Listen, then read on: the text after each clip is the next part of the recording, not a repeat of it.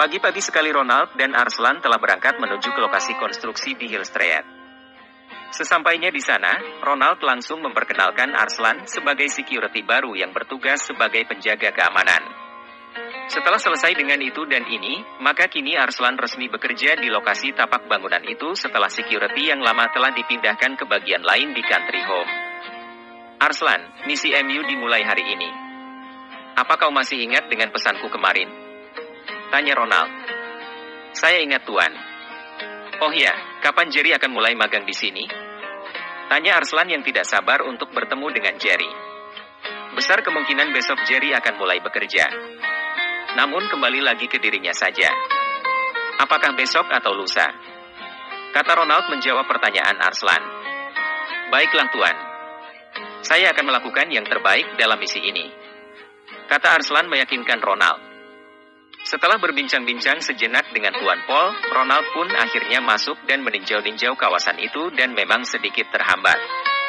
Ada kesenjangan antara anggaran yang telah dikeluarkan dengan hasil yang didapat. Artinya, perusahaan sangat merugi dari segi pengeluaran. Ronald juga merasakan adanya kejanggalan itu. Namun dia tidak ingin mengusut terlalu jauh. Ini karena Jerry telah memperingatkan agar dia berpura-pura tidak tahu. Kalian tunggulah. Waktunya akan tiba, kata Ronald dalam hati. Setelah melakukan beberapa audit di lokasi konstruksi tersebut, akhirnya Ronald pun memasuki mobilnya tanpa memperdulikan Tuan Paul yang hanya melihat saja dari jarak tertentu. Setelah Ronald pergi meninggalkan lokasi konstruksi tersebut, Paul yang sejak tadi memperhatikan kini melangkah menuju pos security yang tepat berada di pintu masuk menuju ke lokasi bangunan. Arslan yang jeli hanya memperhatikan saja dari sudut matanya dan berpura-pura tidak tahu bahwa Paul saat ini sedang berjalan ke arahnya. Anak muda, boleh aku tahu sekali lagi siapa namamu? Tanya Paul berlagak ramah. Nama saya adalah Arslan Tuan. Kata Arslan menjawab sambil menutup buku laporan keluar masuk kendaraan dan beberapa catatan di hari kemarin. Serahkan buku catatan itu kepadaku anak muda. Karena kau baru saja bertugas di sini, maka aku akan memberikan buku catatan baru untuk MU. Pinta Paul kepada Arslan. Arslan tidak membantah sedikit pun. Dia hanya menyerahkan buku catatan itu kepada Paul dan menerima buku kosong yang mulai pagi ini akan menjadi buku laporan aktivitas keluar masuknya kendaraan ke kawasan tempat pembangunan itu. Misal, ada mobil truk yang masuk, maka Arslan harus mencatat nomor plat kendaraan, nama si pengemudi, nomor identitasnya, dari perusahaan kontraktor apa dan barang apa saja yang dia bawa serta berapa jumlah keseluruhan barang yang dibawa masuk. Hal itu juga berlaku bagi setiap kendaraan yang keluar dari tapak lokasi konstruksi. Arslan juga berhak memeriksa apa-apa saja barang yang dibawa, mengambil beberapa foto sebagai bukti dan apakah itu barang milik pribadi dari kontraktor atau barang milik perusahaan induk tempat para kontraktor memborong pekerjaan. Itu dilakukan agar ketika suatu saat barang-barang milik perusahaan ada yang hilang atau jumlah yang mengalami penyusutan tanpa adanya sesuatu bukti yang mengesahkan bahwa barang tersebut rusak atau tidak layak pakai, maka selain pihak logistik, security adalah orang yang paling bertanggung jawab dan akan dimintai keterangan. Dengan adanya buku catatan tersebut beserta tanda tangan dan foto dari pihak yang bersangkutan, maka security bisa mengajukan bukti tersebut pada hari sekian, tanggal sekian bahwa ada aktivitas pengeluaran barang yang dilakukan oleh si A, misalnya. Di sini security bisa membela diri. Oleh sebab itulah mengapa Paul sangat menginginkan buku catatan tersebut. Satu hal yang ternyata luput dari pengetahuan Paul adalah bahwa Arslan telah mengambil gambar secara acak dalam buku catatan tersebut dan mengirimkannya kepada Ronald melalui WhatsApp. Arslan, pos ini adalah kantor di mana kau akan melakukan pekerjaan MU. Lakukan dengan baik dan semoga kau betah dengan pekerjaan ini. Kata Paul dengan senyum sinis. Terima kasih Tuan Paul. Saya adalah orang baru di sini. Dan saya sangat mengharapkan bimbingan dari Tuan Paul agar sudi kiranya memberi tunjuk ajar kepada saya dalam proses pembelajaran bagi saya dalam memulai pekerjaan ini.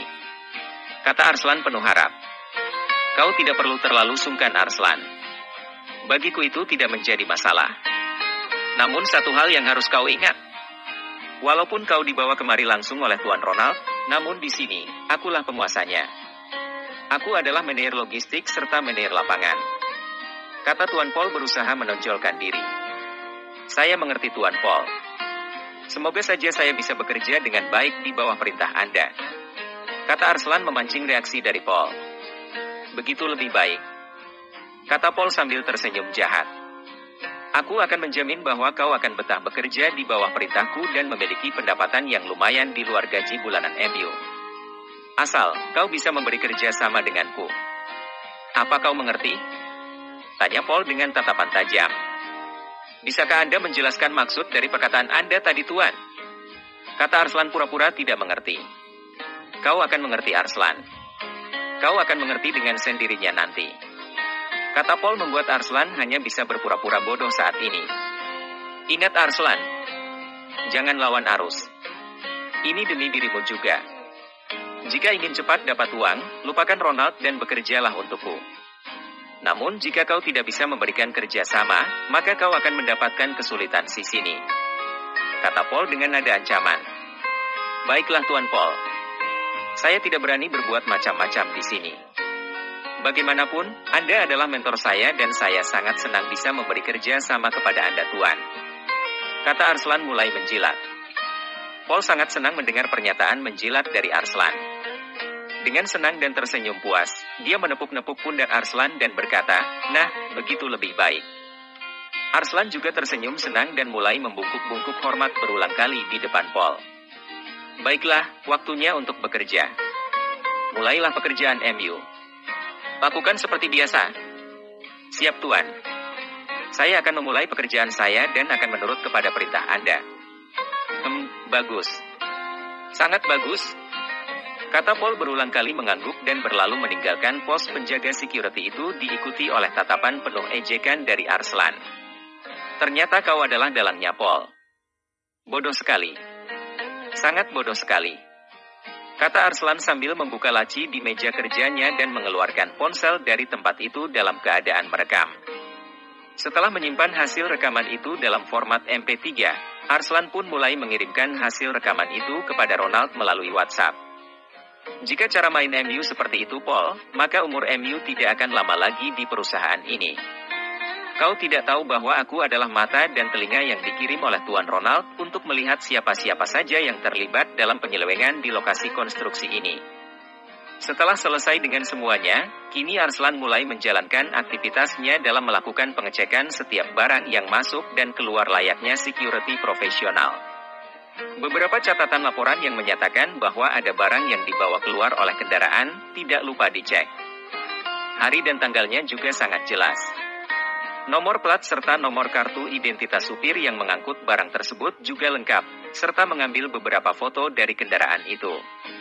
Dengan ini, maka Arslan akan mempermudah pekerjaan Jerry bagi mengusut apa saja yang keluar secara diam-diam. Setelah semuanya lengkap, maka tugas Ronald adalah menyuruh orang-orangnya untuk membuntuti kemana barang itu diangkut dan siapa pemampung barang yang digelapkan tersebut. Bersambung.